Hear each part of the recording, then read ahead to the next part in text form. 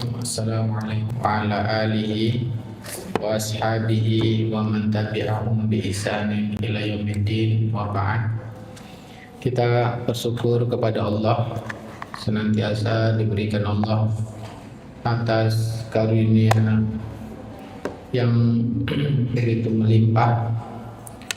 Allah berikan pada kita kesehatan, kemudian juga keimanan. Semoga senantiasa kita diberikan juga oleh Allah SWT nikmat bersyukur atas nikmat yang Allah Ta'ala berikan pada kita, dan juga bertambah pemahaman kita tentang agama Islam, sehingga Allah takdir semoga Allah tadi yang mana masih dalam contoh-contoh jual beli yang diharamkan karena adanya unsur kezaliman, yang mana secara umum kezaliman tersebut melakukan jual beli yang dilarang oleh Allah Subhanahu wa Ta'ala.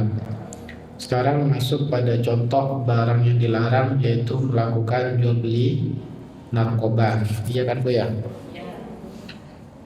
Baik, Allah Maha Bijaksana. Setiap ketentuan syariat yang Allah syariatkan kepada kita, tujuannya itu atau dikenal dengan maqasidus syariah.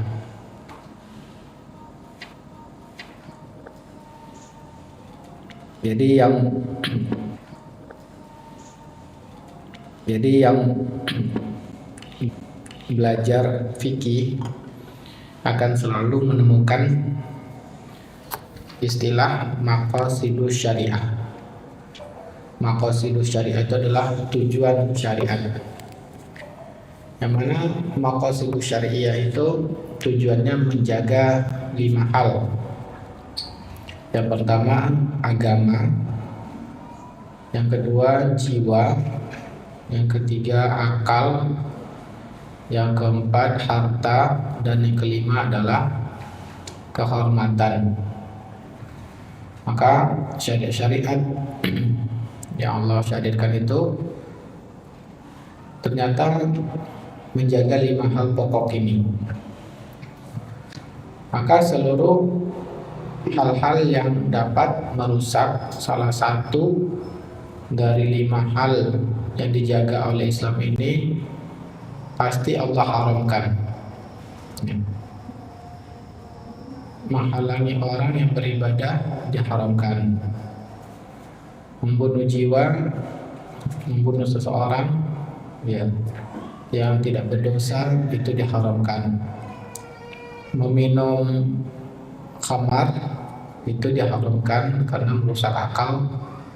Kemudian mencuri ini diharamkan karena mengambil harta orang lain dengan cara batil. Dan berzina ini diharamkan karena dapat merusak keturunan. Ini merusak nasab. Kita lihat lagi agama, jiwa, akal, harta, dan kehormatan diri. Nasab harusnya keturunan ini kehormatan diri. Nah, oleh karena itu semenjak umat Islam mengenal ganja pada akhir abad ke-6 Hijriah yang dibawa oleh pasukan Tatar di bawah kepemimpinan Genghis Khan, para ulama Islam mengharamkannya. Para pasukan Genghis Khan ini, mereka pasukannya menggunakan ini supaya mereka berani untuk melakukan perang. Karena pengguna ganja tidak akan mendirikan sholat saat dia berada dalam pengaruh obat.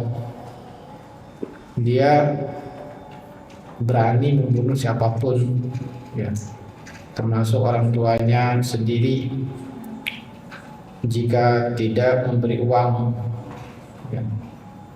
Dia juga akan mengalami kerusakan sistem pencernaan, saraf, pernapasan, reproduksi, jantung, mata, kulit, dan gigi. Yang berarti dia membunuh dirinya sendiri secara perlahan. ketika kehilangan akal disebabkan narkoba tersebut, bahkan semua hartanya siap dijual untuk mendapatkan obatan, ya, untuk membelinya. Nah, ini akibat candu dari narkoba tersebut. Nah, oleh karena itu, ya, diharamkan hal-hal yang narkoba ini. Pertama, firman Allah SWT surah An-Nisa ayat 29. Allah berfirman, "Wala taqtulu anfusakum innallaha kana bikum rahima." Jangan kalian membunuh diri kalian, sesungguhnya Allah Maha Penyayang kepada kalian. Kemudian dalil yang lain yaitu hadis yang diriwayatkan oleh Abu Dawud, yang mana Ummu Salamah mengatakan, meriwayatkan, naha Rasulullah sallallahu alaihi wasallam an kulli muskirin wa muftirin. Rasulullah sallallahu alaihi wasallam melarang segala hal yang memabukkan dan menghilangkan akal. Dalil yang ketiga tentang halnya narkoba ini yaitu sepakat para ulama, sebagaimana yang disampaikan dinukil oleh Al-Qarafi. Al-Qarafi meneliti perkataan-perkataan para ulama, ternyata semuanya sepakat bahwa melarang tumbuhan yang dikenal dengan nama hashish, yaitu ganja, ya. Nah, akan tetapi menggunakan obat bius untuk keperluan medis seperti bius lokal atau bius total pada saat melakukan operasi berat dan ringan, ini dibolehkan karena kondisi darurat. Tujuannya untuk hal yang bermanfaat, ya. An-Nawawi berkata, bila dibutuhkan mengkonsumsi obat bius pada saat amputasi tangan yang telah membusuk, terdapat perbedaan pendapat dalam mazhab Syafi'i. Pendapat yang terkuat hukumnya dibolehkan. Ibnu Hajar Al-Haytami berkata, haram hukumnya mengkonsumsi segala benda yang merusak tubuh seperti opium, kecuali dalam rangka untuk keperluan pengobatan dan diyakini tidak akan membahayakan jiwa. Nah, setelah kita tahu perkataan para ulama haram hukumnya, ya, obat-obatan terlarang ini, narkoba ini, kecuali untuk medis, maka hukum menanam, mengolah, dan memperjualbelikannya juga haram. Yang mana dalil haramnya menanam kemudian memperjualbelikannya yaitu hadis yang diriwayatkan oleh Abu Dawud. Rasulullah sallallahu alaihi wasallam bersabda, "Innallaha idza harrama 'ala qaumin akla syai'in harrama samanahu." Sesungguhnya Allah Azza wa Jalla apabila mengharamkan suatu kaum mengkonsumsi sesuatu, maka Allah juga mengharamkan untuk diperjualbelikan, mengharamkan hasil penjualannya. Nah, oleh karena itu Ibnu Hajar Al-Haytami berkata, menjual ganja kepada orang untuk dikonsumsi hukumnya haram, sekalipun si penjual tidak mengetahui apakah penggunanya itu untuk yang disalahgunakan, ya, ataupun untuk yang pada hukumnya adalah diharamkan, ya. Akan menyalahgunakannya sama seperti haramnya menjual anggur pada orang pembuat minuman khamar, kecuali dalam hal ini memproduksi dan menjualnya kepada pihak berwenang untuk keperluan medis, maka mayoritas para ulama membolehkannya. karena digunakan untuk suatu hal yang dibolehkan, yaitu keperluan medis. Jadi hanya dibolehkan betul-betul, tidak boleh penggunaan lain.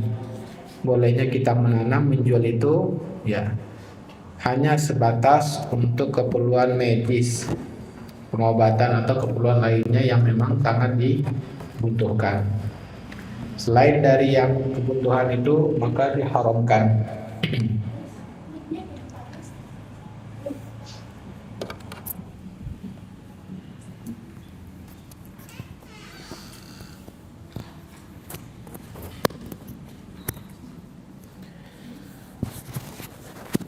Sekarang kita masuk pada jual beli rokok.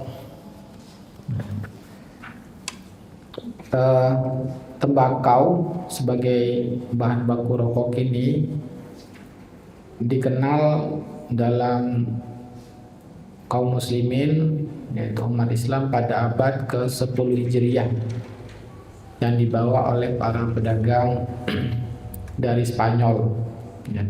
Semenjak tembakau dikenal dan digunakan untuk pembuatan rokok, para ulama berbeda pendapat. Pendapat pertama mengatakan hukumnya boleh, yang mana dalilnya firman Allah Subhanahu wa taala dalam surah Al-Baqarah ayat 29. Allah berfirman, "Walladzi khalaqalakum ma fil ardi jami'a." Allah lah yang telah menciptakan untuk kalian semua yang ada di muka bumi. Mengatakan hukumnya makruh. Dalilnya yaitu dianalogikan, dikiaskan dengan memakan makanan yang ada bau tidak sedap, bau yang tidak nyaman, seperti memakan bawang putih yang mentah ya, atau yang juga bau-bau makanan yang mengganggu orang lain. Nah, disamakan dengan itu. Dalilnya ya hadis yang diriwayatkan oleh Imam Muslim, Rasulullah sallallahu alaihi wasallam bersabda, "Man akala al-basala was-sauma wal qurras fala yaqrabanna masjidana." Barang siapa yang memakan bawang merah atau bawang putih yang mentah ya, dan kuras ini apa ini? Daun bawang ya kali. Coba kita cek dulu ya. Tidak diartikan oleh penulis.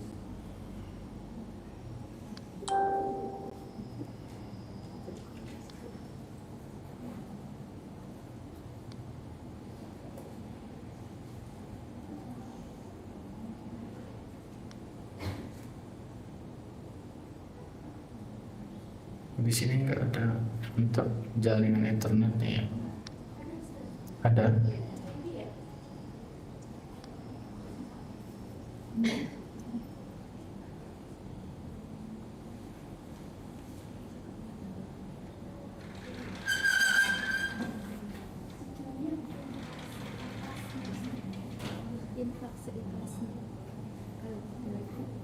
Oh, daun bawang ya, sudah punya. Daun bawang, kuras itu daun bawang ya. Ya benar, daun bawang ya. Barang siapa makan bawang merah, bawang putih dan daun bawang, fala yaqrabanna masjidana, maka jangan mendekati masjid kami. Fa innal malaikata tata'azza mimma yata'azza minhu banu Adam. Yang mana para malaikat akan tersakiti seperti ya manusia juga tersakiti dengan bau-bau tersebut. Nah, ketika kita beribadah kepada Allah, maka malaikat itu mereka menyaksikan, hadir ya. Nah, oleh karena itu kalau ada misalkan bau-bau tidak nyaman ya, dalam ibadah, maka ini menyakiti orang lain dan juga menyakiti para malaikat, sehingga ini dimakruhkan. Makanya kita dalam Islam diperintahkan setiap beribadah itu mesti dalam keadaan terbaik ya, dalam keadaan bersih, wangi. Makanya Nabi mengatakan, laula an asyqa ala ummati la amartuhum bisiwaki inda kulli shalah. Kalaulah tidak khawatir berat umatku untuk melakukan, seandainya ya diwajibkan, saya perintahkan mereka bersiwak ketika setiap mau sholat. Kenapa? Karena tidak nyaman kita ketika ada orang sholat di samping kita, bau mulutnya yang keluar masuk ke hidung kita. Nah, itu akan yang mengganggu kekhusyuan kita untuk beribadah. Para malaikat juga begitu. Nah, ini pendapat yang kedua, mengatakan rokok ini baunya tidak nyaman sehingga makruh. Pendapat ketiga yaitu pendapat yang didukung oleh ulama mazhab Syafi'i, diantaranya Qalyubi mengatakan haram, ya, yang mana berkata Al-Qalyubi, ganja dan segala obat bius yang menghilangkan akal zatnya suci sekalipun haram untuk dikonsumsi. Oleh karena itu para syekh kami berpendapat bahwa rokok hukumnya juga haram, karena rokok dapat membuka jalan agar tubuh terjangkit berbagai penyakit berbahaya. Nah, dahulu ya para penelitian dalam kesehatan tidak seperti sekarang. Maka sekarang semua para dokter sepakat begitu bahayanya rokok ini. Nah, sehingga inilah pendapat yang ketiga mengatakan begitu banyak orang yang ya merokok ini rusak paru-parunya, tenggorokannya, ya, dan lain-lain anggota tubuhnya, sehingga ulama-ulama kontemporer pun mengatakan rokok ini haram.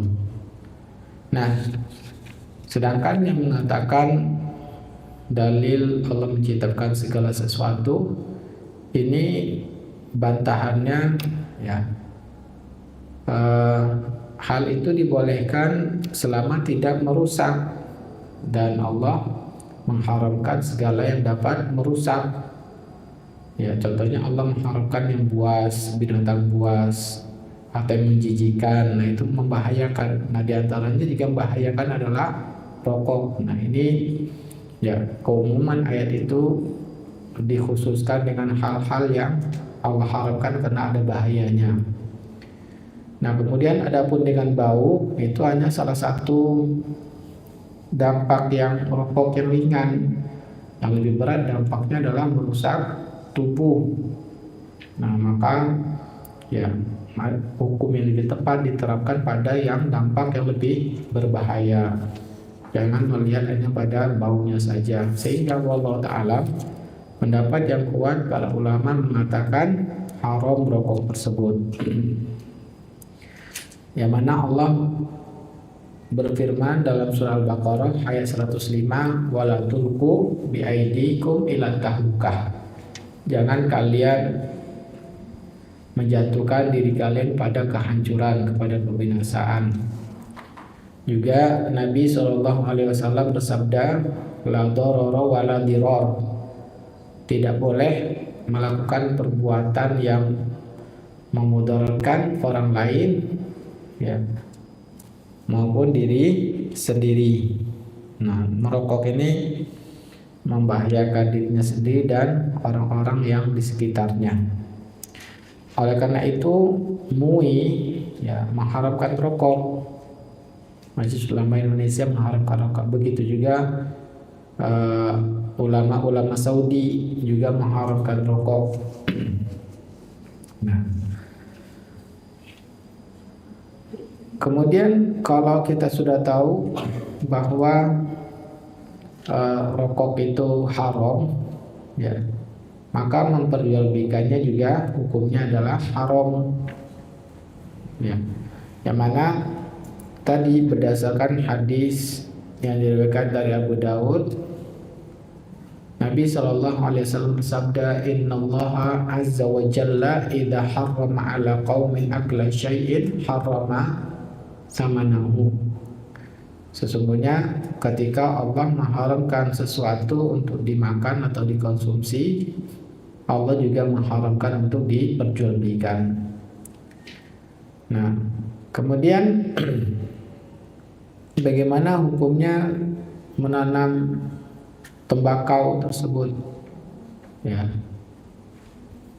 sering orang yang mengatakan jika rokok diharamkan, lalu bagaimana nasib para petani yang dari menanam tembakau, para untuk bikin rokok, kemudian pedagangnya, pabrik-pabrik kerja di pabrik rokok. Nah, apakah orang-orang yang mengharumkan itu bisa kasih makan mereka? Nah, ini komentarnya. Ya. Nah, kalau komentar ini, kalau orang yang bukan muslim ya gak ada masalah. Tapi ketika orang yang muslim yang beriman kepada Allah, maka Allah lah yang memberi rezeki. Allah berfirman, "Qul man yarzuqukum minas sama'i wal ardh." Katakanlah Muhammad kepada orang-orang kafir Quraisy, siapakah yang memberi rezeki padamu dari langit dan bumi? Orang kafir aja mereka mengatakan fasayaqulunallah, pasti mereka mengatakan Allah. Nah, ini orang kafir ya.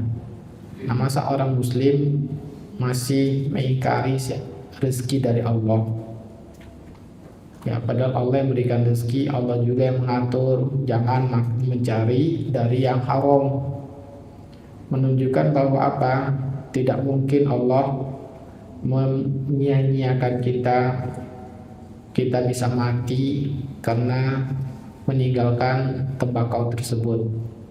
Masih banyak yang lainnya yang halal. Kenapa harus melakukan yang diharamkan? Nah, inilah pentingnya ya, kita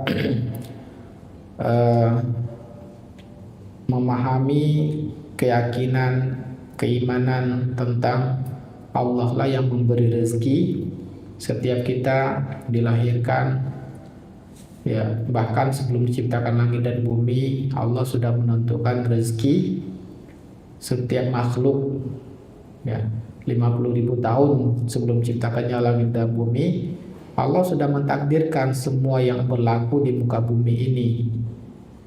Nah, maka Allah juga yang mengatur kepada kita agar jangan melakukan sesuatu yang diharamkan. Masih banyak yang halal yang lainnya, dan bahkan Allah menjamin wa may yattaqillah yarzuqhu min haitsu la yahtasib. Barang siapa yang betul-betul bertakwa kepada Allah, Allah akan memberi rezeki dari arah yang tidak disangka-sangka. Kewajiban kita adalah taat kepada Allah, meninggalkan yang haram.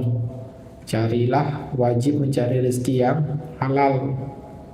Nah, maka banyak sarana-sarana cara mencari rezeki yang halal yang lainnya, yang lebih membawa kebaikan, keberkahan pada diri kita di dunia dan di akhirat nanti. Banyak komoditi lainnya, barang-barang yang ditanam yang lebih nilainya lebih tinggi ya daripada tembakau. Nah, jadi yang paling penting adalah bagaimana merubah keyakinan tersebut. Jadi menahan nafsu kita ya dengan taat kepada Allah Subhanahu wa taala. Allah menjamin ya, wa amma man khafa maqama rabbih wa nahan nafsa 'anil hawa fa innal jannata hiyal ma'wa. Barang siapa yang takut dengan Allah sehingga menahan nafsunya untuk lebih mendahulukan ketakutan pada Allah, maka balasannya adalah surga. Sekarang kita masuk pada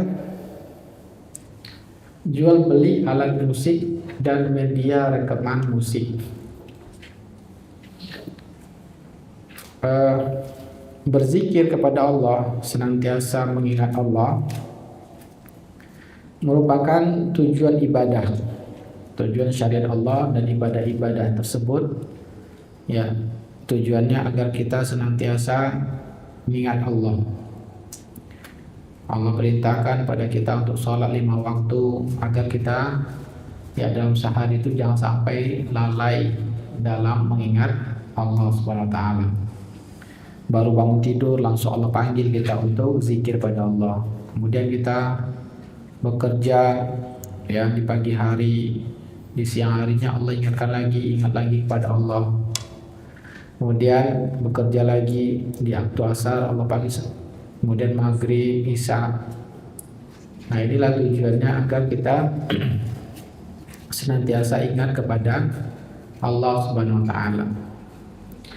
Allah berfirman dalam surah Al-Ankabut ayat 45, "Utlu ma uhiya ilaika minal kitabi wa aqimis shalah." Bacakanlah Muhammad, yaitu yang diwahyukan kepadamu dari kitab, dan dirikanlah salat. Inna sholata tanha anil fahsya'i wal munkar. Sesungguhnya salat tersebut mencegah perbuatan keji dan perbuatan munkar. Wala dzikrullahi akbar. Dan sesungguhnya berzikir kepada Allah adalah lebih besar daripada ibadah-ibadah yang lainnya. Ya, jadi ibadah itu yang disertai zikir itulah yang paling besar. Sholat itu semua kita baca itu adalah zikir. Ya, zikir kepada Allah. Maka ibadah yang paling besar itu adalah yang dalam ibadahnya itu berzikir kepada Allah.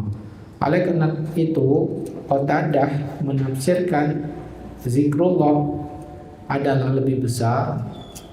Sesungguhnya berzikir kepada Allah lebih besar dan lebih afdal dari seluruh ibadah yang tidak disertai zikir. Ya. Jadi kalau ada ibadah yang tidak disertai zikir, maka ibadah yang disertai zikir itulah yang lebih besar. Kalau kita perhatikan semua ibadah itu adalah mengingat zikir kepada Allah Ta'ala. Maka pada awal masa Musa alaihissalam diangkat menjadi nabi saat berada di lembah yang suci, yaitu dinamakan dengan lembah tua. Di antara perintah Allah yang pertama kepada Musa agar Musa mendirikan sholat untuk berzikir kepada Allah. Allah menyebutkan dalam surat Toha yang 14, Innani anallah la ilaha illa ana fa'budni wa aqimis sholata li dzikri. Sesungguhnya aku adalah Allah yang berhak diibadahi, tidak ada Tuhan yang selain aku yang berhak diibadahi, maka beribadahlah kepadaku dan dirikanlah sholat untuk mengingatku. Jadi sholat itu untuk berzikir. Ya. Kalau seringnya kita digoda syaitan. Ya. Dalam sholat itu bukan mengingat Allah, malah mengingat apa? Barang-barang yang hilang. Iya kan? Nah itu, waktu sholat ingat semua kejadian yang tak teringat. Ya. Nah itu setan yang berusaha menjauhkan kita dari zikir pada Allah. Nah butuh khusyuk. Ya. Jadi sholat itu tujuannya adalah untuk kita membaca zikir pada Allah dengan khusyuk. Di sanalah setan berusaha memalingkan kita dari ya agar kita zikir pada Allah, ingat Allah. Ya. Nah Allah juga berfirman dalam surat Ar-Ra'd, alladzina amanu wa tatma'innu qulubuhum bidzikrillah, ala bidzikrillah tatma'innul qulub. Orang-orang yang beriman dan hati mereka menjadi tentram dengan mengingat Allah. Nah, jadi dengan kita sholat itu khusyuk, baca Quran juga khusyuk, ya, ingat Allah, maka itu akan memberikan ketentraman dalam jiwa kita. Ala bidzikrillah tatmainnul qulub. Ingatlah, hanya dengan mengingat Allah lah hati menjadi tentram. Ya. Jadi orang-orang beriman kalau seandainya sholatnya tidak khusyuk, tidak baca Quran, pasti dia akan merasakan hari itu gersang. Nah, itu yang pasti dialami setiap orang yang beriman kepada Allah. Ya. Maka dengan kita memperbaiki sholat yang khusyuk, tahajud di malam harinya, baca Quran, itulah yang menjadikan hati kita tentram. Semoga kita senantiasa dimudahkan Allah untuk selalu berzikir kepada Allah. Nah, kemudian Allah menjelaskan alasan diharamnya khamar, judi. Hal ini akan menyebabkan orang berpaling dari zikir. Ya. Innama yuridu syaitanu ayyuqi'a bainakumul adawata wal baghdha fil khamri wal maisir wa yasuddakum an dzikrillahi wa 'anis shalah fahal antum muntahun. Sesungguhnya syaitan ingin menjadikan kalian itu saling bermusuhan dan saling marah dengan cara sarananya adalah meminum khamar dan berjudi, ya. Dan juga dengan khamar dan judi itu ingin memalingkan kalian dari zikir pada Allah dan juga memalingkan kalian akhirnya dari sholat. Nah, makanya orang yang berjudi pikirannya itu fokus bagaimana supaya menang. Masa saya kalah terus, saya harus berusaha menang.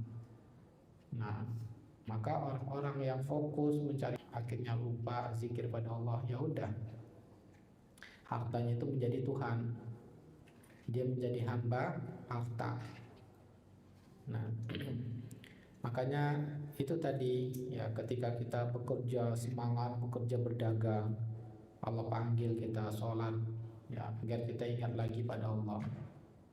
Nah, kalau tidak dipanggil sholat, waduh, gimana kita ya? Selalu kita pasti pikirannya hanya mencari harta, menumpuk-numpuk harta. Itulah, lihat bagaimana Allah Maha menyayangi kita. Ya. Dan bila tidak sampai pada tahap memalingkan, tapi melalaikan, ya, dari zikir, hal itu pun diharamkan oleh Allah. Yang mana Allah, ya, menyatakan rugi orang yang sampai lalai dari zikir pada Allah. Allah mengabadikan surah Al-Munafiqun ayat 9, ya ayyuhalladzina amanu la tulhikum amwalukum wal auladukum an dzikrillah. Hai orang-orang beriman, janganlah harta kalian, anak kalian menjadikan lalai untuk berzikir kepada Allah. Wa may yaf'al dzalika fa ulaika humul khasirun. Siapa yang karena anaknya, hartanya melalaikan, maka mereka orang-orang yang merugi. Nah, ini memang berat ya, anak, harta ini yang berat ujian bagi kita. Nah, semoga Allah menjadikan kita lulus dari ujian harta dan anak ini. Kemudian oleh karena itulah Islam mengharamkan alat musik. Kenapa? Karena dengan bermusik tersebut memalingkan orang untuk zikir pada Allah. Ya, makanya orang-orang suka musik itu motonya apa? Hidupku adalah musik. Ya. Artinya di mana-mana dia akan selalu dengarnya musik. Jalan musik, ya, makan musik, mau tidur musik. Sehingga nggak sadar dia akhirnya tangan dan tubuhnya goyang-goyang, mendengarkan musik, goyang-goyang kakinya, kepalanya, tangannya. Nah, akhirnya yaitu memalingkan zikir pada Allah. Ya. Nah, inilah setan caranya untuk memalingkan dari zikir kepada Allah dengan musik tersebut. Ya. Makanya tidak akan mungkin orang yang suka musik dia akan bisa menghafal Quran. Nah, ada yang aneh ya, pernah saya ada pertanyaan di suatu pondok, boleh mendengarkan musik tapi dengan syarat tidak mengganggu hafalan Quran. Mana bisa, ya, mana bisa boleh dengarkan musik tidak mengganggu hafalan Quran? Ya pasti mengganggu, karena dengan musik itu menjadikan otaknya itu tidak fokus, ya, akan terlena sehingga sulit untuk menghafal. Nah, bahkan Ahmad Dhani saja katakan, ya, beliau yang hidupnya musik dulu mengatakan, makanya saya lemah akal saya, otak saya untuk menyimpan. Karena orang yang suka musik itu nggak bisa menyimpan dia akan terlena terus lalai dia. Apalagi kalau dia bikin musik. Kalau orang dia yang bikin musiknya, nah itu gimana itu, menghayal aja kerjanya, yang berusaha bikin musik, nah nggak akan mungkin ya. Makanya Allah dalam Quran membuat satu ayat namanya ayat Asy-Syu'ara. Orang-orang yang suka bikin syair. Para penyair itu mereka pergi ke lembah-lembah, menghayal di sana, ya, ke pantai. Makanya orang suka musik itu hidupnya nggak ada yang teratur, hidupnya berantakan. Berbeda di Quran. Kalau orang hafal Quran, hidupnya teratur, sangat teratur hidupnya. Ya, nah itu dua hal yang sangat berlawanan. Nah, Nabi SAW bersabda, la yakunanna min ummati aqwamun yastahilluna al-hira wal harira wal khamra wal ma'azif. Akan ada suatu masa, datang suatu masa di mana terdapat sekelompok umatku menghalalkan perzinaan, memakai kain sutra bagi laki-laki, khamar, menghalalkan alat musik. Hadis ini diriwayatkan Imam Bukhari. Hadis ini menjelaskan bahwa ada kelompok di akhir zaman ini mereka mengatakan halal alat musik. Nah, makanya di zaman kita sekarang ini banyak orang ya mengatakan alat musik itu adalah haram. Banyak katakan alat musik itu adalah halal, kebalik ya. Nah, padahal Nabi mengatakan haram. Nah, bahkan kalau kita katakan alat musik haram sekarang ini malah dianggap aneh. Ya. Nah, mayoritas orang katakan musik itu adalah hidup. Ya, kalau nggak mau dengar musik jangan hidup.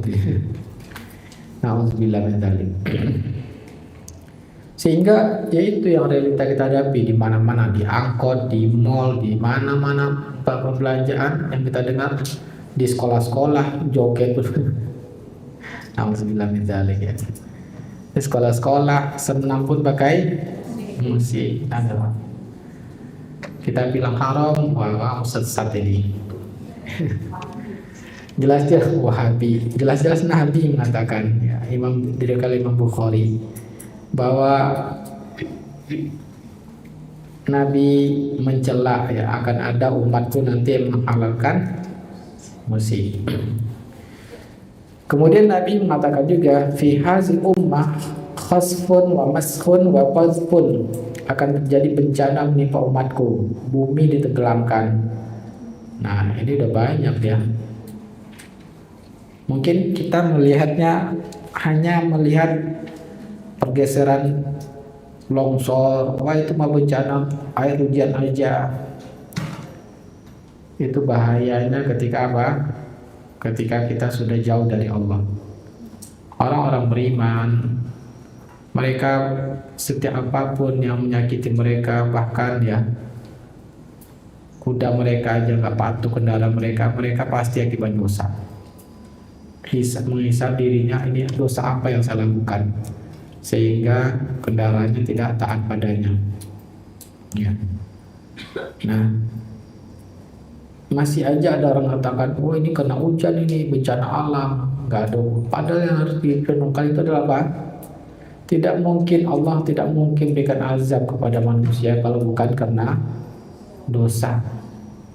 Nah, maka banjir, badai, ya, gempa bumi, gunung meletus, ini yang disebutkan Nabi SAW, fi hadzal ummah, akan terjadi bencana menimpa umatku, bumi ditenggelamkan, wajah mereka diubah bentuknya dan mereka dihujani bebatuan. Nah ini ya, di gunung meletus itu kan hujan batu itu. Seorang laki-laki bertanya, kapan itu terjadi wahai Rasulullah? Nabi menjawab, bila bermunculan para biduan wanita dan alat musik serta khamar diminum. Nah, kemudian Nabi SAW juga bersabda, innallaha harrama alaikumul khamra wal maisir wal qubah. Allah telah mengharamkan khamar, judi dan gendam. Ya. Hadis ini menjelaskan bahwa Allah akan menurunkan bencana ketika alat musik dan rinduan wanita di mana-mana. Hal ini menunjukkan bahwa alat musik hukumnya haram, ya, karena alat musik merupakan sebab turunnya bencana, dan sesuatu yang merupakan penyebab bencana hukumnya adalah haram. Karena Allah tidak mungkin menimpa bencana bila alat musik hukumnya mubah. Ya. Berdasarkan hadis di atas dan hadis lainnya, beberapa ulama menukilkan sepakat, ya, ulama Muslim mengatakan alat musik itu haram. Jadi ini sudah sepakat para ulama. Ibnu Qudamah berkata, alat musik seperti rebab, seruling, sepakat para ulama merupakan alat untuk berbuat maksiat. Ibnu Rajab berkata, tidak seorang pun ulama salaf yang membolehkan mendengar alunan alat musik, kecuali generasi setelahnya, yaitu dari sebagian ulama Zahiri. Akan tetapi pendapat ulama Zahiri ini tidak dianggap. Nah, ini yang disebutkan oleh Ibnu Rajab. Kenapa tidak dianggap? Karena sebelum Zahiri mengatakan boleh, para ulama sudah sepakat bahwa haram hukumnya. Jadi kalau ada yang menyelisihi, tidak dianggap lagi. Nah, Ibnu Nujaim berkata, ijma para ulama akan keharaman nyanyian bila disertai alat musik. Nah, jadi kalau ibu-ibu nyanyi, ya, untuk anaknya, menghibur anaknya, tapi nggak pakai alat musik, boleh nggak? Boleh, ya. Sambil mandi misalkan, saking senangnya dingin misalkan.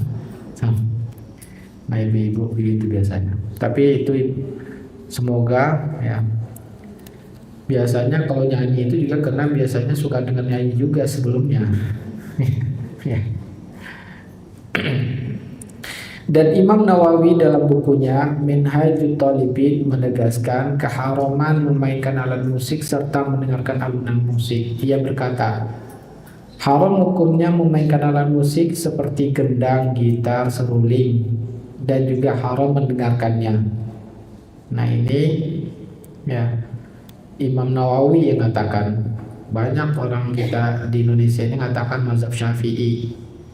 Nah, Imam Nawawi merupakan mujtahid, ya, dalam mazhab Syafi'i, tapi gak didengarkan mereka abai. Ya, yang penting musik saya suka. Tapi ngakunya adalah mazhab Syafi'i. Khatib Syarbaini mengomentari perkataan Imam Nawawi dengan ucapan, karena mendengar alat musik tersebut membuat orang terlena, dan Nabi telah bersabda, akan datang suatu masa di mana terdapat sekelompok umatku menghalalkan perzinaan, memakaikan sutra laki-laki bagi laki-laki, meminum khamar, dan memainkan alat musik. Ibnu Hajar Al-Haytami, nah ini semua ulama mazhab Syafi'i ini, ya, juga memasukkan hal ini ke dalam dosa besar, yang mana Ibnu Hajar Al-Haytami mengatakan bahwa alat musik di antara dosa yang besar. Beliau mengatakan teks hadis ini sangat jelas mengharamkan alat musik yang melenakan, karena alat musik itu melenakan. Rafiq dan Nawawi menukil ijma yang mengharamkan seruling, Irak, dan alat musik yang menggunakan dawai, dan sangat mengherankan sikap Ibnu Hazmi yang membolehkan alat musik yang mengikuti hawa nafsu dan fanatis yang tidak menentu, hingga ia menghukumi seluruh hadis mengharamkan alat musik hadis palsu. Nah, jadi Ibnu Hazm mengatakan hadis yang dikatakan Bukhari tadi hadisnya tidak kuat, ya, sehingga dia mengatakan dengan demikian tidak ada hadis yang sahih satupun menyatakan alat musik haram, maka kembali pada hukum asalnya tidak boleh. Nah, ternyata Ibnu Hazm salah dalam melemahkan hadis yang dikatakan Bukhari tersebut. Bahkan semua ulama mengatakan bahwa itu adalah sahih hadisnya. Ya, jadi Ibnu Hazmi Makanya para ulama mengherankan kenapa Ibnu Hazmi mengatakan halal. Nah ini mengikuti hawa nafsu karena jelas-jelas hadis Nabi kuat ya, sahih yang diriwayatkan Imam Bukhari tadi. Al-Qurtubi berkata, seruling alat musik yang menggunakan dawai dan gendang tidak ada perbedaan pendapat para ulama tentang keharamannya. Dan saya tidak pernah mendengar pendapat seorang pun ulama yang muktabar dari ulama salaf dan khalaf yang membolehkannya. Jadi hanya Ibnu Hazm saja yang bolehkan, semua ulama selainnya mengharamkan. Dan ini Ibnu Hazm belakangan, ulama-ulama sebelumnya sudah menjimat sepakat. Nah orang-orang yang menghalalkan alat musik hanya mengatakan dalil Ibnu Hazm saja, ya. Dan dalilnya itu apa? Nggak ada hadis sahih. Jelas-jelas Ibnu Hazm salah dalam melemahkan hadis layakunan min ummati aqwamun yang dikatakan Bukhari tadi. Ya akan ada dari umatku suatu kaum yang menghalalkan zina, kain sutra dan khamar dan alat musik. Nah, jadi ya jelaslah lemahnya pendapat yang mengatakan alat musik itu dibolehkan. Ya. Dengan demikian alat musik ini haram, memperjualbelikannya haram, bekerja untuk bernyanyi pun haram, memberi upahnya pun menjadi haram, ikut iuran untuk alat musik pun jadi haram. Nah, ya, sehingga upah menjalankan tadi haram, kemudian upah memainkan alat musik haram. Nah, insya Allah nanti kita akan masuk pada kerja sebagai aktor atau aktris, ya, atau hukum seni peran, insya Allah pada pertemuan berikutnya.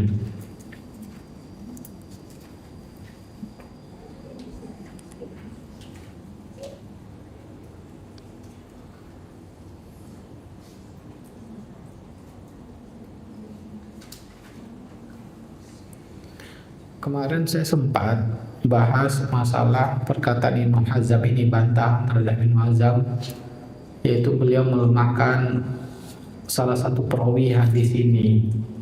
Ternyata beliau salah, ya. Beliau mengatakan tidak mendengar, ada salah seorang perawi tidak mendengar, tidak bertemu. Ternyata beliau salah, bahwa ya menunjukkan bahwa sanad hadis itu tersambung, ya. Hadis yang dikatakan Bukhari ini adalah hadisnya sahih. Jadi Ibnu Hazm yang salah, tapi dengan kesalahan beliau tersebut itu yang diikuti banyak oleh orang-orang di zaman sekarang yang mengatakan musik itu halal karena hadisnya tidak ada yang sahih satupun. Wallahu ta'ala alam, ya. Maka semoga kita senantiasa dilindungi Allah Ta'ala. Memang berat Bu ya, berat ya, apalagi kalau musik-musiknya viral. Nah itu luar biasa itu. Ya, di mana-mana kita mendengarnya akhirnya jadi hafal kita jadi. Iya kan? Nah itu, semoga Allah senantiasa menjaga kita, mengingkari, ya. Kalau nggak bisa dengan ucapan, kita mengingkari dalam hati. Ya, jangan sampai kita dalam hati kita merasa, nah ini memang berat ya. Semoga Allah Ta'ala selalu mengampuni kita, memberi kita hidayah taufik agar taat kepada Allah SWT, apalagi di zaman sekarang ini yang begitu banyak fitnahnya ya. Baik, sisa waktu kita lanjutkan dengan tanya jawab dan diskusi. Dipersilahkan.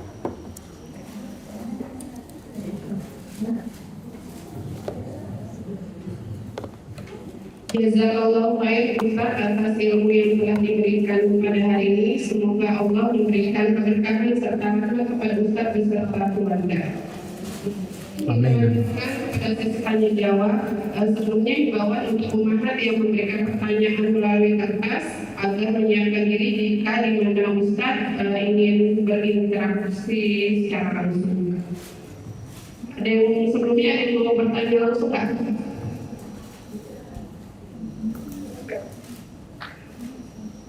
Pertanyaan melalui kertas Ustaz. Ya. Bismillah. Ustaz, kalau teman muslimah posting kehidupannya Anaknya, keluarganya, kegiatannya suka dengan postingan yang diiringi musik, kadang jazz, dan seterusnya. Bagaimana cara mengingatkannya? Padahal dia pasti sudah tahu bukunya. Sekarang yang olahraga dan kafe-kafe di mana-mana ada musik. Dan dia itu suka mandi juga. Syukran Ustaz. Dia suka pakai caption Masya Allah. Bentar Bu ya. Captionnya Masya Allah.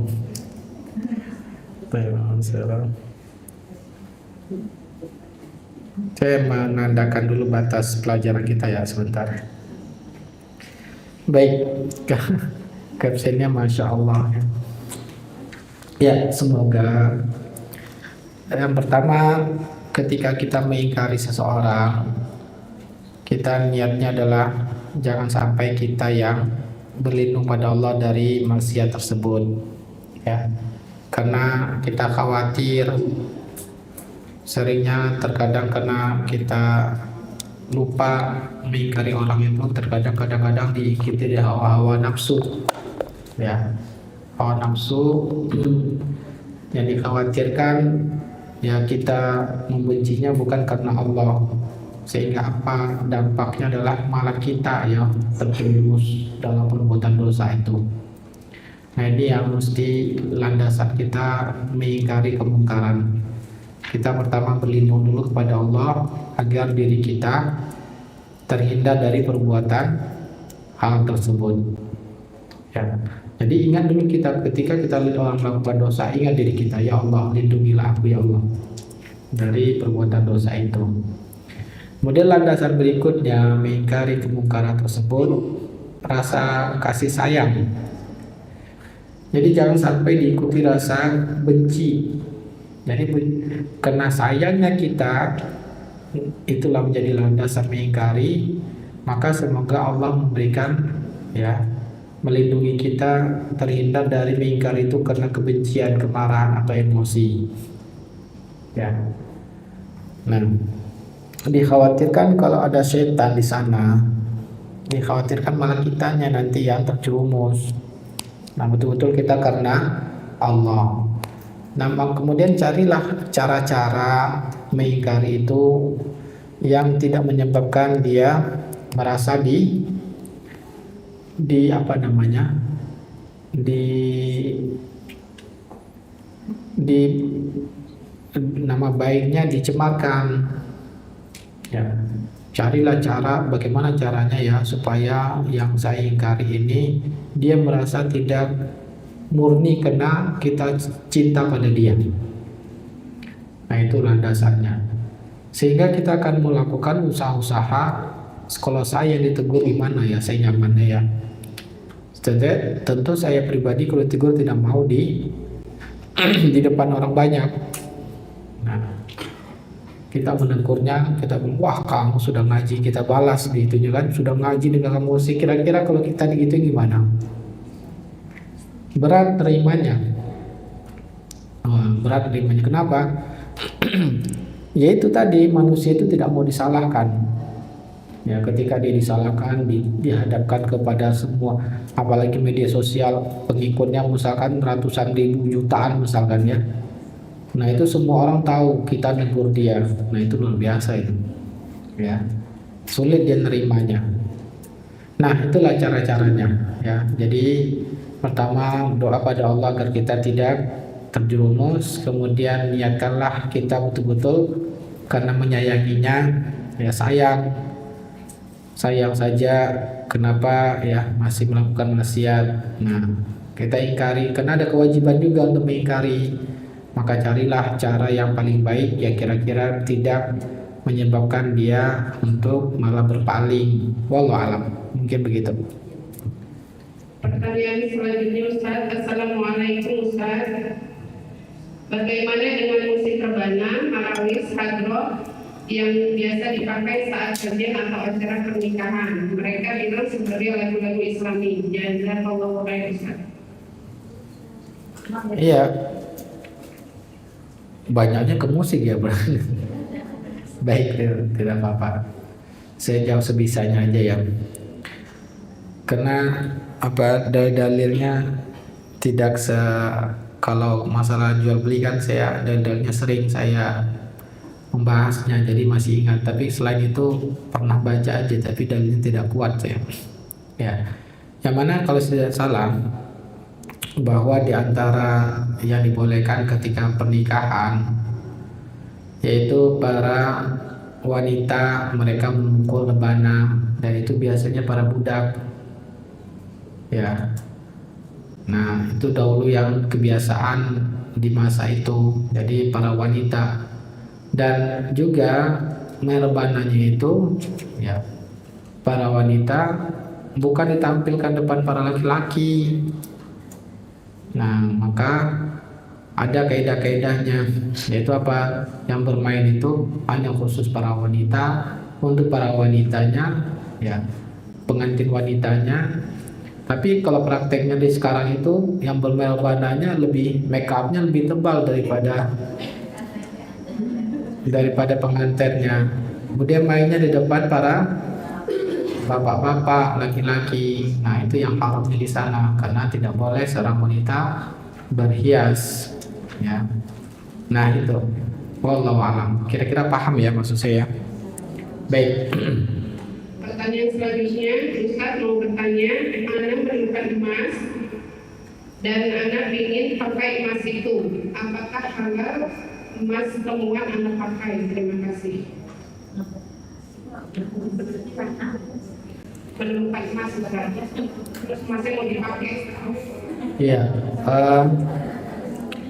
Apa yang mesti kita lakukan ketika menemukan harta? Maka ya Nabi SAW perintahkan i'rif wika'aha, kenalilah ikatannya. Ya, ketika seorang menemukan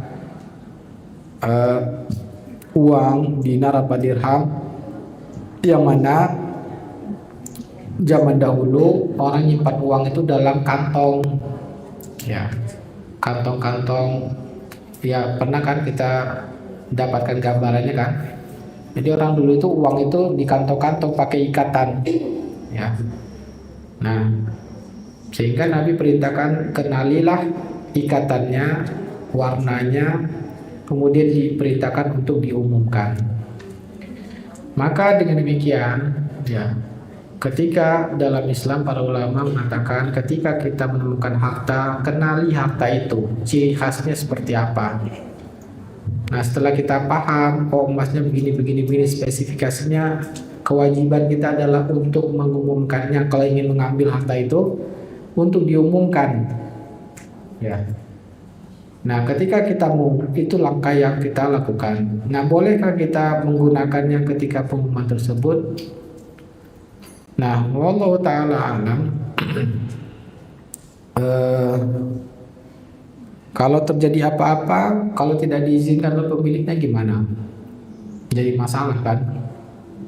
Nah, karena perintah dalam Islam itu menjaga untuk disampaikan kepada pemiliknya. Nah, begitu kita pakai, ternyata terjadi cacat atau apa, tidak diizinkan oleh pemiliknya, begitu. Oh, itu emas saya, wah kau pakai ya, wah saya nggak mau bekas kulit orang lain misalnya, ya. Padahal sudah kita pakai, akhirnya dia tidak ridho. Nah, ya kadang-kadang kan ada sebagian orang kan tidak mau barang-barang ini pakai orang lain. Nah, itu kan jadinya kita gimana? Nah, itu jadi mengambil itu untuk disimpan, bukan untuk dipakai. Maka ya jangan dipakai, kewajiban kita adalah untuk menyampaikannya. Wallahu ta'ala alam.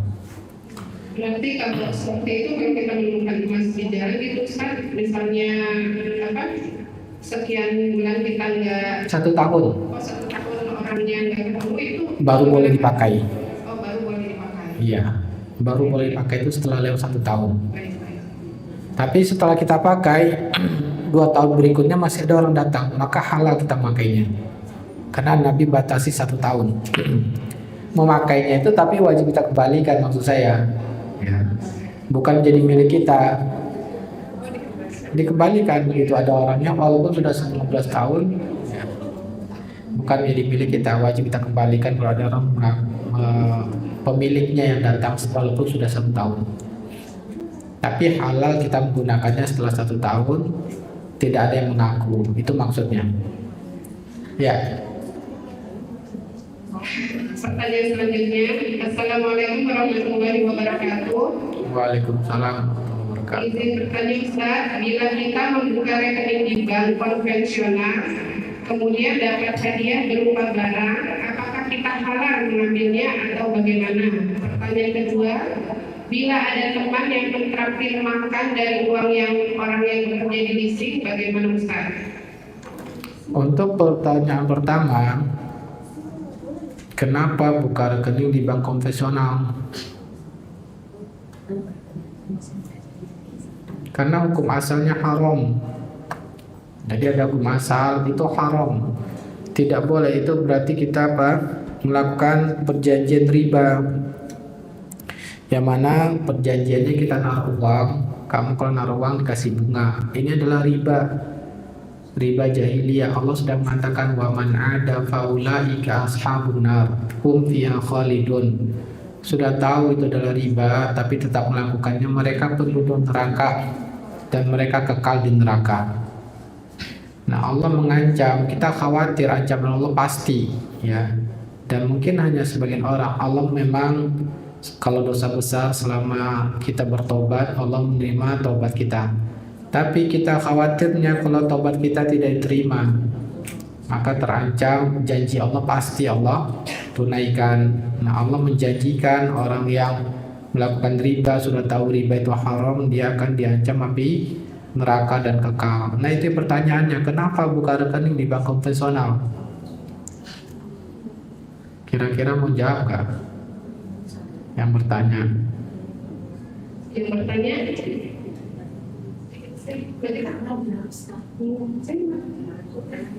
karena diharuskan kan Ustaz? Diharuskan siapa Ibu?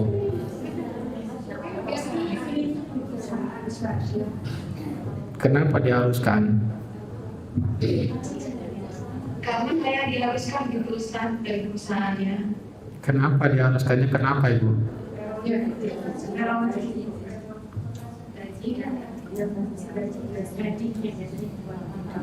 Oh, dipaksa karena pembayaran gaji. Maka ada tahapannya. Nah, ini para ulama membolehkan ya. Membolehkan kita buka rekening, tapi tahapan pertama minta dulu perjanjian tidak pakai bunga ya. Saya dipaksa ini oleh tempat saya perusahaan, bisa nggak Mbak nggak pakai di checklist bahwa rekening saya tidak bertambah dengan bunga. Itu sebagian bank konvensional itu bisa. Nah, sehingga tidak ada ribanya. Tapi yang menjadi masalah berikutnya, uang kita kan akan dipinjamkan, kalau ada uangnya dipinjamkan lagi kepada orang lain untuk berbunga. Nah, maka bagaimana caranya? Begitu gaji langsung kita ambil ya. Begitu terima gaji langsung kita atur di aplikasinya, yaitu langsung pindah ke rekening kita. Itu kan ada transaksi terjadwal itu kan. Nah, jadwal kan ya, setiap gajian langsung kita langsung transfer ke rekening bank syariah kita. Nah, kalau masih begitu masih dapat hadiah nggak dari bank konvensional? Saya rasa akan ada lagi hadiah. Tapi masih dapat hadiah Ustaz ya. Maka nggak boleh kita terima hadiahnya, karena hadiahnya dari akad utang piutang. Kan kita perjanjiannya kan buka rekening itu kan akadnya utang piutang. Maka hadiahnya itu dikhawatirkan ya itu menjadi subhat riba ya, menjadi subhat karena tadi, karena mungkin ada beberapa detik, maksudnya beberapa menit uang kita tertahan. Nah, itu kan masih utang piutang. Nah, sehingga hadiah-hadiah tersebut dikhawatirkan ada syubhat ribanya. Ya, wallahu alam. Kemudian kedua tadi, orang yang bekerja di leasing ngasih kita makanan. Tapi kita dia tahu leasing itu pembiayaan pihak ketiga ketika pembelian kendaraan atau rumah ya. Tapi rata-rata kendaraan. Mereka pembiayaan minjam nalangin uang. Kekurangan kita kepada pembayar kita pada dealer mereka yang talangin. Itu adalah perbuatan riba. Haram hukumnya kerja di leasing. Nah, ternyata dia ngasih kita makan. Ya. Dari hasil gajinya tersebut, ayo saya habis gajian ini misalkan. Mau nggak saya traktir? Maka pendapat yang kuat ya, Nabi dan sahabat Abu Bakar dan Umar begitu tahu bahwa memang hartanya itu didapatkan dengan cara haram, maka Nabi tidak mau ya menerima harta tersebut hadiah. Nah, Nabi tidak mau, Abu Bakar, Umar pun tidak mau, mereka muntahkan begitu tahu harta itu didapatkan dengan cara yang haram. Nah, ini tujuan kita adalah apa? Menjaga diri kita ya dari sesuatu yang membantu dia untuk lambat bertaubat. Harusnya kita mengingkarinya. Kenapa kamu kerja di leasing? Kan itu sudah haram. Ya. Nah, tapi kalau kita terima makanannya, ayo kita makan yuk. Saya habis kerja di leasing ini dapat gaji, ayo kita makan. Setelah itu kita apa? Bilang misalkan masih berani nggak bilang kamu kenapa kerja di leasing? Kalau masih berani malah kita yang dihinakannya. Kamu haramkan saya kerja di leasing tapi kamu makan hasil gaji saya. Nah, kita yang dihinakannya. Nah, makanya Nabi mengatakan kalau kita menghindari yang samar tersebut menjaga kehormatan kita. Nah, kalau kita terima kita dihinakannya. Kehormatan kita dihinakan yang gak bisa lagi mengingkari kemungkaran. Jadi tolong menolong dalam dia berhasil kepada Allah Ta'ala. Allah mengatakan wala ta'awanu 'alal itsmi wal 'udwan. Jangan kalian membantu dalam perbuatan dosa. Nah, kita khawatir kita terima makan dari dia, akhirnya dia nggak bisa bertobat pada Allah Ta'ala, tergantung dengan perbuatan tersebut. Wallahu a'lam. Ya. Pertanyaan selanjutnya Ustaz. Assalamualaikum warahmatullahi wabarakatuh. Waalaikumsalam warahmatullahi wabarakatuh. Apa hukumnya jika kita belanja di minimarket, Ustaz, kalau kita misalnya kata mbaknya nggak ada 200 ya Bu gitu. Terus kita ikhlaskan misalnya udah mbak dibeliin aja, itu hukumnya gimana ya Ustaz? Kita boleh nggak sih Ustaz seperti itu? Atau kita minta kembaliannya walaupun 200 rupiah? Ya terserah ibu yang bertanya. Kalau ngambil kembali saya nggak mau, minta pokoknya 200 rupiah itu uang saya. Oh gitu, enggak, maksudnya kan si mbaknya itu kan posisinya dia sudah mendapat gaji dari perusahaannya gitu ya Ustaz ya. Artinya otomatis kan uang itu kan dari 200 setiap customer kan lumayan juga ya kalau dikumpulin. Itu hukumnya gimana gitu Ustaz? Oh, memang untuk mbaknya 200 rupiah. Biasanya kan Biasanya didonasikan. Biasanya didonasikan. Soalnya sebenarnya beli di itunya nggak ada donasi gitu Ustaz. Oh iya, berarti beda-beda ya. Kalau saya pribadi ya, saya buka aplikasi Virgo ya, yang mana itu untuk pengembalian recehan. Kalau nggak ada koin-koin 100, 200 masukin ke Virgo. Nah, nanti dari sana nanti baru udah bisa dicairkan, saya ambil. Sehingga ya kalau setiap orang kasih 200 ke mbaknya, nanti mbaknya jadi kaya nanti. Ya, jadi intinya begini. Jadi intinya itu kan harta kita. Tapi bolehkah kita ngasih 200 rupiah kepada mbaknya? Nah, kira-kira ya kalau satu orang 200 mungkin nggak bernilai ya. Tapi kalau sampai ribuan orang itu bisa jadi mahal bernilai kan. Nah itu si mbaknya bisa dia Kalau tidak laporan itu bisa jadi itu dia berkhianat kepada perusahaannya. Makanya yang ditawarkan donasi sebetulnya ya. Nah, maka kalau kita mau donasi ya donasikan aja sebaiknya. Mbak, saya nggak mau tuh Mbak, saya donasikan aja. Kenapa? Kita kalau kasihkan banyak nanti dia berkhianat. Kalau banyak orang yang diambil kan dia jadi berkhianat ke tempat dia bekerja. Maka saya donasikan aja Mbak, maka itu pilihannya. Ya. Kalau enggak kita berhak minta, saya mau kembaliannya Mbak. Rata-rata pada banyak ada, mereka nyediain, takut mereka. Ya, di komplain takut mereka. 100 rupiah pun dikembaliin sekarang. Ya, Allah Ta'ala. Jadi intinya pertama hindari itu membantu dalam maksiat. Contohnya tadi diambil oleh mbaknya, karena kalau banyak orang kan jadi banyak nilainya kan, berarti bantu maksiat. Maka pilih aja antara kita minta atau kita donasikan, itu pilihannya. Wallahu ta'ala. Pertanyaan selanjutnya Ustaz. Assalamualaikum. Waalaikumsalam. Di daerah Lampung ada acara ijma para ulama yang dihadiri oleh para ulama dari penjuru Indonesia dan dunia. Apakah itu acara yang dianjurkan atau yang melanggar syariat Islam? Terima kasih Pak Ustaz. Nah, maksudnya gimana?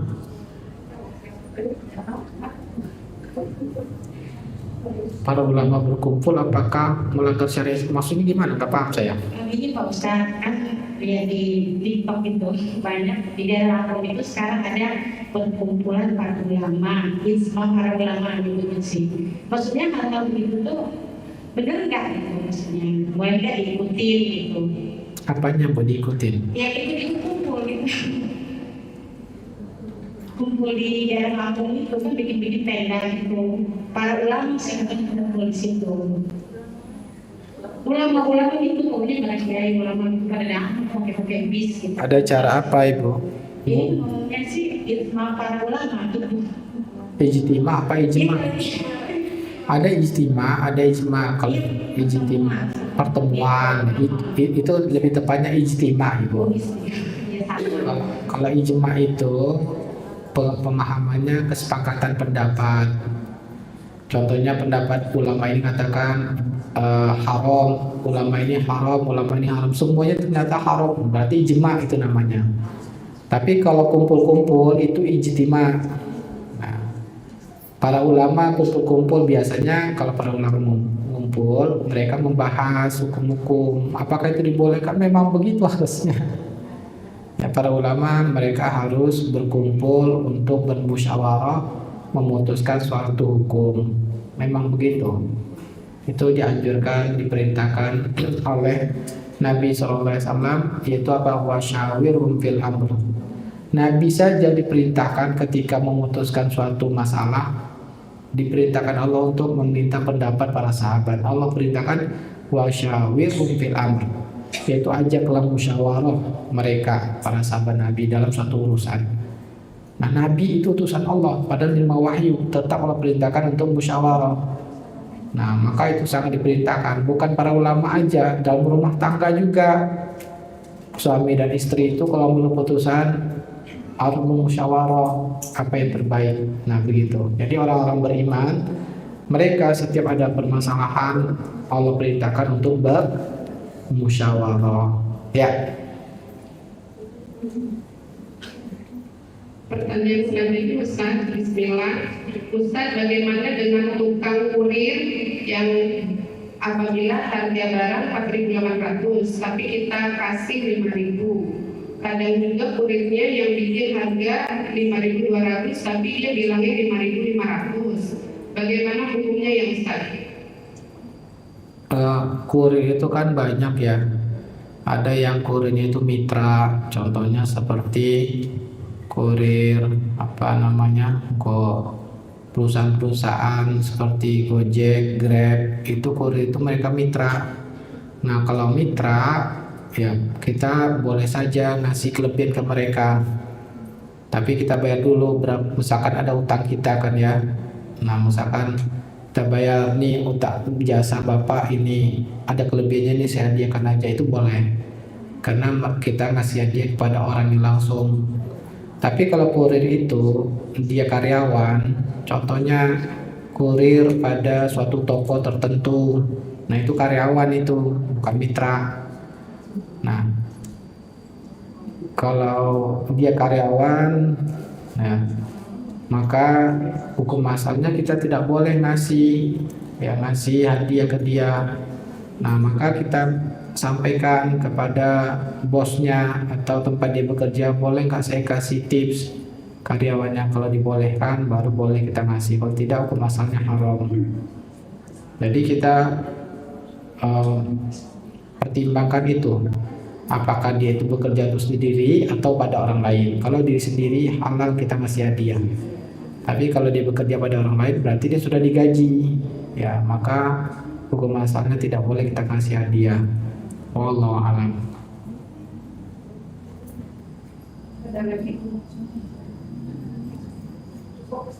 Alhamdulillah, semoga bermanfaat materi-materi yang kita baca tadi, menambahkan keimanan kita kepada Allah Subhanahu wa taala, dan semoga Allah senantiasa ya memberikan kepada kita ilmu yang bermanfaat dan untuk mengamalkannya sehingga bahagia dunia dan akhirat kita.